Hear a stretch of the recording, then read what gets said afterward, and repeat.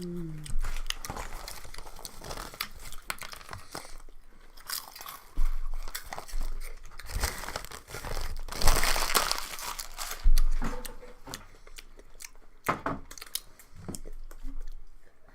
welcome to our show. So we had a kerfuffle with our intro today. Yeah. Mixed it up a little. Largely due to what we're going to be talking about today, which is food. Food. So we thought we'd get you started just by listening to a couple of different sounds. Food sounds.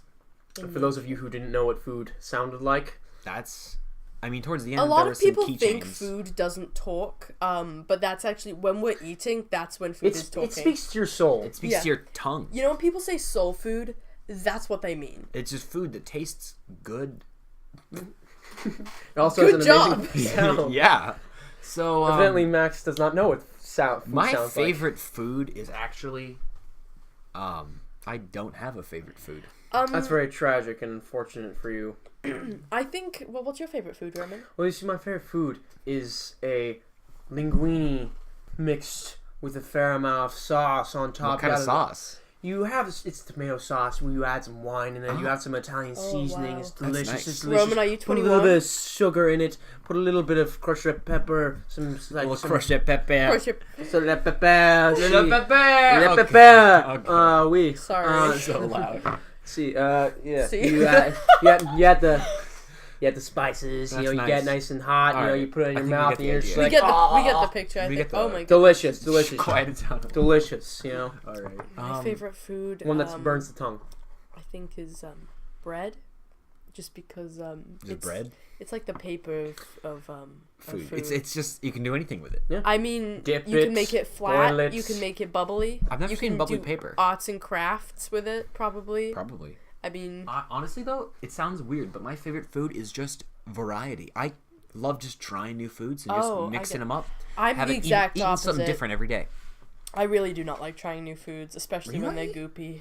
That's my least favorite. I don't really. I get the goopy thing. Like, I don't really like foods that have a lot of pastes. Oh no! I don't like mysterious sauces or like Mysterious sauces, I'm unnecessary not a fan of. texture. But like, if someone like offers me something like, "Hey, dude, this is like some weird meat from God knows where," I'll be like, "Yeah, I'll Oh put yeah, that in one me." time someone was like, "Try this crocodile," Here, try this meat. and I was Okay.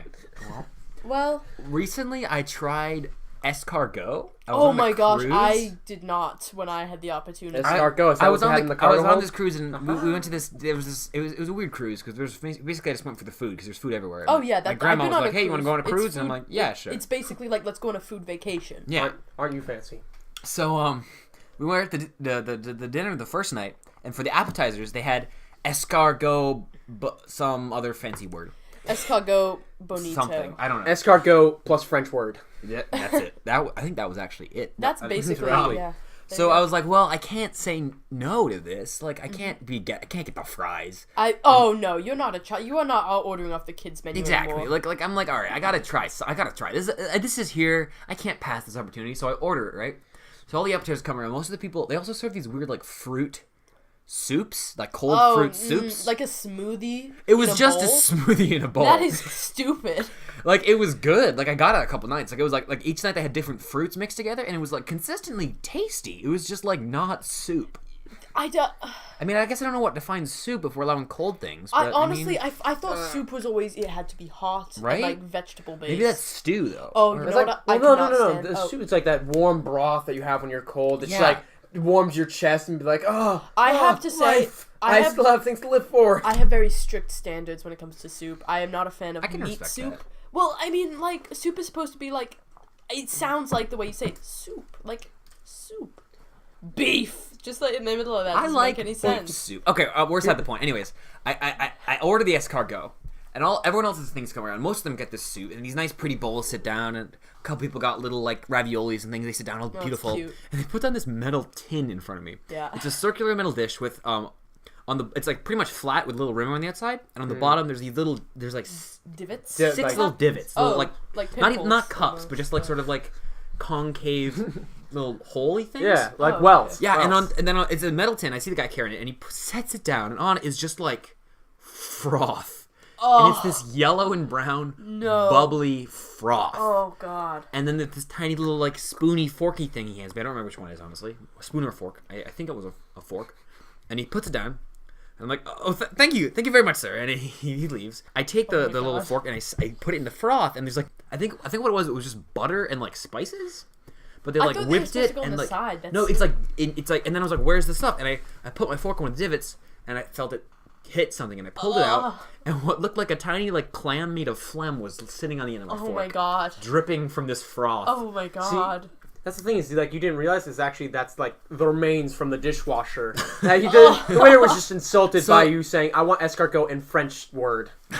So that was nice. So I take it. I'm looking at this thing. It's like this little. It's a slug. Like it's like a the snail. thing that you like It's a in the snail. morning. You wake up, you got allergies, and you just like shoot it Stop! out. Gross. All right. But, Oh my god! So I'm looking at it, and I mean, it looks like a little snail. I'm like, wow, I don't know what I expected. It was out of the shell.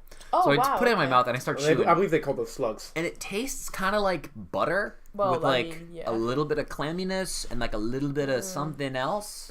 Mostly just butter, but the texture was like a clam except inconsistently viscous. Like, have you ever had like clams and it's just like, okay, it's like consistently chewy throughout? Oh my god! It was like that, except there were parts where it was like more liquidy and more chunky. No. But anyways, it tasted pretty good, That and sounds then like a nightmare. it was honestly kind of gross, so I didn't get it other nights. But I mean, I would try it again. I would definitely try. My motto with food is I try anything twice. Anything twice. Anything twice. What about something extreme? Speaking of extreme, we heard about this new sport emerging out of local high schools. It is known as extreme mathematics. When I first heard of it, I thought it was a joke. Yeah, I was convinced it was a hoax until, we finally did some field research on it. And speaking of field researches, this is actually a sport. It's performed in a field.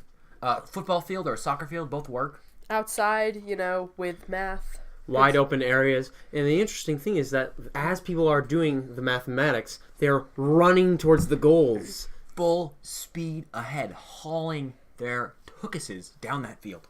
Wow. As we do not really know much about this sport, we decided to call up one of these mathletes and ask him his real questions about the game. So we're going to ring him now.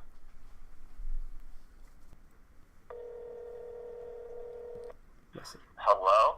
Hi, you're on air. Oh my god, are you kidding me? So, we know that you're a a huge mathlete. You love playing extreme math, running down that field, solving those equations. We thought we'd call you up and ask you about the sport. Now, the real question is, how does one play extreme mathematics? Well, you get out your old TI-84, you punch in the numbers, and you just run with it, you know what I'm saying? Wow, is it Really? They allow calculators in the official games. See, I would have figured that's cheating. Interesting. So tell us, how do you score points? You score a point in professional math, Yeah. get the right answer, and run the fastest, I guess. Oh, that makes pretty much sense. Would you say you have a strong brain and muscular thighs as well? Yeah, you could say that. Awesome. So, now I want to talk about something a little more controversial. Okay.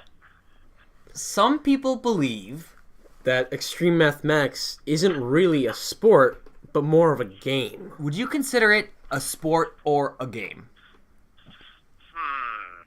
Consider it more of a competition. Well, this is the real math debate. I've heard that some people get really heated at talking about whether or not it's a game or a sport. Oh yeah, I've gotten into a couple disputes about that. So, does anyone on your team have any opinions about this? Well, we all kind of think it's a sport rather than a game, but I consider it a competition, if anything else. Oh, so I see. Then what's your stance on the math debate? Do you argue a lot on this topic? Are you a real math debater? No, we kind of keep that out of the workplace. So you don't math debate much? No.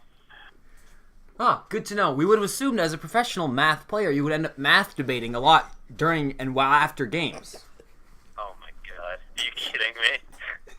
Wow, I just caught that. You guys are such... Wow, that's not funny. I'm sorry, sir. Have we offended you in any way? Yeah, you did. You got me pretty riled up now. So now, are you going to engage us with some math debate? You know it. thank you for being on the air. We really appreciate you being part Coming of this on. math debating. Oh yeah. Thanks for coming on, debating math with us. You're a great math player. You're a great math debater. We'll see you on the I field. know Keep that. math debating. Bye-bye. Bye.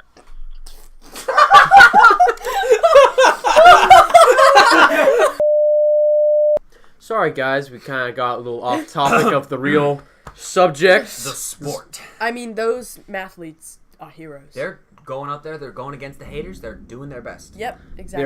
are being who they want to be. They but- deserve respect for that. Sadly, some things never change with math. Now moving on to fan mail. The first thing we got in the mail is We got a piece of old pizza. cheese pizza in the mail. You don't believe us? This is its sound. It's really greasy. And it came with a note that requested one of us to eat it. So we've pulled straws, and I'm gonna take the bullet. So Bella's gonna taste this old pizza on air God, right now. it's had fingers all over it. I feel like the grease helps preserve it. Okay, here we go.